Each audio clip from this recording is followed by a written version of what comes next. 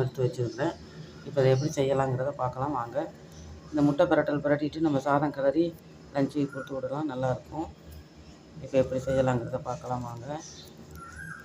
ஒரு பேன் ஒன்று அடுப்பில் வச்சுட்டு, அந்த மாதிரி ஒரு பேன் அடுப்பில் வச்சுட்டு அடுப்பை ஆன் பண்ணிக்குவோம். அடுப்பு ஆன் பண்ணியாச்சு. பேன் நல்லா காயட்டும், சூடாக இருக்கும். சூடானோடனே இங்கே பாருங்கள், மத்தியானம் லஞ்சு கட்டுறதுக்கு சாப்பாடு வெந்துட்டுருக்கு.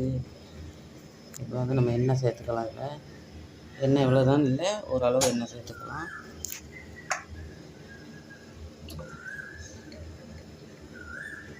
எண்ணெய் ஒரு குழிக்கரண்டியில் ஒரு 1.5 கரண்டி எண்ணெய் சேர்த்துக்கோங்க. நீங்கள்